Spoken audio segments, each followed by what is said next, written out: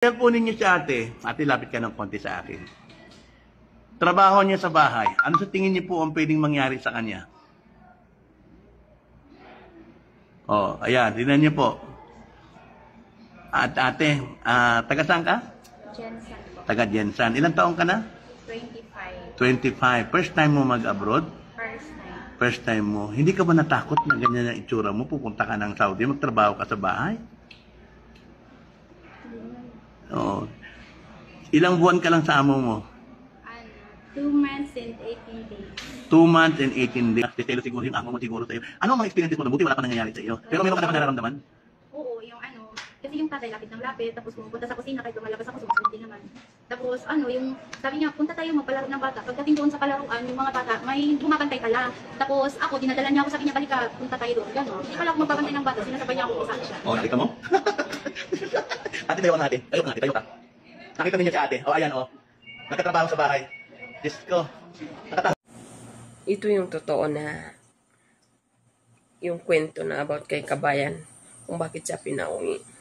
Mali si Sir Cabong. Mali talaga sa pag-interview. Napanood ko yung interview ni Sir Cabong.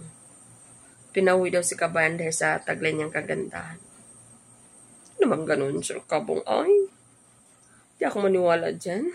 Kasi ang dami-dami kong nakilala na magaganda at bata pa. Naging kasambahay. Pero never naman pinauwi ng amo nila. Tsaka, isa na ako rin doon. Char. Sa totoo lang, ako din first abroad ko that time, 2005. Kaya alam ko, bata pa din ako doon. Pero hindi naman ako maganda. Joke ko lang yun. Pero, hindi naman ako pinagselosan ng amo ko. Sinabihan pa ko ng amo kong babae na you are my first daughter. Pero yun, maselan yung amo ko babae. Lagi din kami nag-aaway. Pero hindi dahil sa selos kasi sobra talaga higpit yung amo ko. Gusto niya 24/7 ka nagtatrabaho. Siyempre, minsan pagod din ako. Pero hindi naman ako pinagsiselosan. Hindi ako pinauwi. Naka 3 years pa ako sa kanila. Depende yan. At saka yung kapatid ng amo ko din, yun, teacher yun na, license sa Pinas, pero nagkatulong din. Ang katulong din ng nanay niya. Nurse yun, pero hindi pa naka-board exam. Yun, ang bata pa talaga, Maguindanao. Alam mo yung mga Maguindanao, magaganda. Bata pa yun, ha? Pero hindi naman siya pinawi ng amo niya dahil sa kagandahan niya ay. Sa totoo lang, habang pinapanood ko yung video ni Sir Cabong na habang in-interview si Kabayan ba, makita mo talaga sa mata niya. Parang sa totoo ang sinasabi. Inaakit niya siguro yung anak ng amo niya. At yun lang ang kwento. Yan ang kwento. Basahin na lang yun. At saka sa paningin lang pa niya, alam na alam mo talaga. Dito kasi sa abroad, dito tulad sa atin sa Pinas, pwede ka pa pa-smile-smile sa kalalakihan nila habang ka nagkukwentuhan, pwede ka tingin-tingin sa kanila, hindi ganoon, oy mga kabayan. Pag gusto mo kaya nag-abroad ka dahil sa hirap, o kaya dahil sa pamilya mo, yung ugali mo dyan sa Pinas, huwag mo dalhin dito. Hindi yun pwede. Hindi tayo sa Pinas. Kahit pa anong kagandahan mo, kabata mo dyan sa Pinas, pagdating mo dito, para ka hindi pagselosan, magmukhang matanda ka, basta huwag ka lang mabaho, huwag kang pa fit na damit. Kung pwede, yung mga damit mo na pang 2 tao, yun ang suotin mo, huwag yung fit. Ay, sabihin kanila na nagpakita ka motibo, sa totoo lang. At saka dahil din naman sa atin yan, pagselosan tayo. At dito pa, pag tayo dito sa ibang bansa, kahit pagkaanong kahigpit ng amo ninyong babae, huwag kayong makipag-usap sa amo ninyong lalaki o sa mga anak nila binata. Hindi yan pwede kasi magselos talaga sila. Iba yung isip nila, makiti nga ang utak ng mga kababaihan nila. Kaya mas lalo na makiti ang utak nila pag once na makita ka nila makipag-usap sa asawa nila o sa mga kapatid nila o anak nila lalaki. Hindi yung pwede. Tsaka kung once na kayo kausapin ng amo niyong lalaki, huwag kayong tingin sa mukha. Kasi pag once na naabutan kayo ng amo mong babae, ibig sabihin may pinag-uusapan kayo kakaiba. kung amo mo, utusan ka ng mong lalaki makipag-usap sa'yo, tingin ka sa iba. Huwag tingnan mo yung mukha ng amo mo ganyan at pa-smile ka pa. Kahit sino naman. Pagkamalan ka talaga.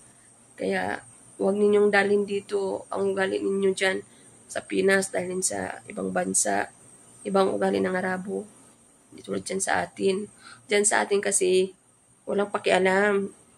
Kasi lumaki tayo sa halubilo sa mga kalalakihan. At kahit din naman dyan sa Pinas, pag makita tayo ng mga lalaki natin na kakaibang galawan natin, kaya marami nang binabastos dahil din sa galawan natin. Nawat mo na dito sa Saudi, mga kalalakihan nila. Kasi ano sila, sa kanila kasi yung mga kalalakihan nila, hindi sila sanay na makipag-usap-usap kahit sa pinsan nila, basta babae. Kaya pag once na sila makakita ng babae, parang tayo agad balahibo nila. Kaya kahit katulong ka nila, kung halimbawa na sabihin nila na magkagusto sa'yo, kayo maniwala, parausan lang kayo. Maniwala kayo dyan. Katulong ka nga nila, sawahin ka, maniwala ka ba? Kaya yun lang ang payo ko sa'yo. Pag andito kayo sa ibang bansa, huwag talaga kayong makipag-usap sa asawa or sa kapatid or anak na lalaki. Hindi talaga. Marami talagang kababaihan dito na as in sobrang kiting utak. Awat mo na katulad ni Kabayan, yan na ang kwento. Inakit daw yung anak niyang lalaki, kaya pinauwi siya. Tsaka impossible naman, mag 3 months pa siya bago pinauwi kung walang makita kakaiba sa kanya, di ba? Mali talaga si Sir Cabong sa pag-interview niya. Hindi yan ang pinakamaganda, Sir Cabong. Walang maniwala. Kasi ako na, tagal ko na sa abroad. Dami akong kilala naging kasambahay. At naging kasambahay din ng aking ng kapatid ng amo ko that time. Ng nanay niya bata pa. Ang ganda pa. May degree pa. Wala naman sa amin pinauwi. Tinuring kami na parang isang pamilya. Kung ganda lang ang pinag-usapan. Kaya hindi ako maniwala. So, yan ang totoo. At saka sa tingin parang ni Kabayan ba, parang may nababasa ka talaga sa pagmumukha niya. Totoo lang. Kaya ikaw kasi Sir Cabong, mali mo rin kasi kaya nag-viral si Kabayan. Ayusin mo kasi pag-interview mo naman Sir Cabong ulit. Siguro na-shock ka lang first time mo nakakita ng ganyan ganda. Pero sa totoo lang maraming maganda pa dyan. Mali mo kasi kay Sir Cabong. Kawawa naman si Kabayan. Nag-viral tuloy. Kahit pa paano stress din siya. Pero mabait pa rin ang amo niya. Kasi pag yung amo hindi mabait, hindi ka papawiin. Hanapan ka ng butas, ipakulong ka. Or ihatid ka sa agency, kung halimbawa hindi ka maayos magtrabaho, isauli ka sa agency, hingi sila ng ibang kapalit. Kung dahil sa trabaho yung problema. Pero pinauwi si Kabayan dahil yun na ang kwento. Yun ang totoo. Kaya tayo mga kababayan ko, pag kayo ay mag-abroad, huwag niyo dalhin ang ugali ninyo sa Pinas, ha? Diyan lang sa Pinas. Mag-iingat tayo dito. Kaya napunta tayo sa ibang bansa dahil sa ating kahirapan. Hindi dahil sa ating kalandian. Mas masarap maglandi sa Pinas. Hindi tayo makulong at walang nakakatakot. Dito na, grabe. Pag yung amo mo sobrang kapangit na ugali, kunting diferensya lang yan makita sa'yo, ipakulong ka talaga. Pero yung amo ng Pinay na yun, mabait talaga. Mabait yun. Pinauwi lang siya. Ang iba nga sabi ko, ipakulong pa. Kaya mag-ingat tayo, ha. Ang balak dyan mag-abroad, kahit gaano ka pa kabata, kaganda, pagdating dito, pag ikaw ay kasangbahay, huwag kang magsuot ng masikip at kung pwede lang, suotin mo yung mga pwede 2 tao pumasok para wala silang masabi. At una-una at makipag-usap, ha. Kaya sa kanilang mga pamilyang lalaki, especially yung amo mo talaga, lalaki, para hindi ka pagselosan. Yan lang. Basta, ingat-ingat tayo mga kabayan ha. Hindi tayo punta dito sa abroad para ganoon. Mag-abroad tayo para sa pamilya.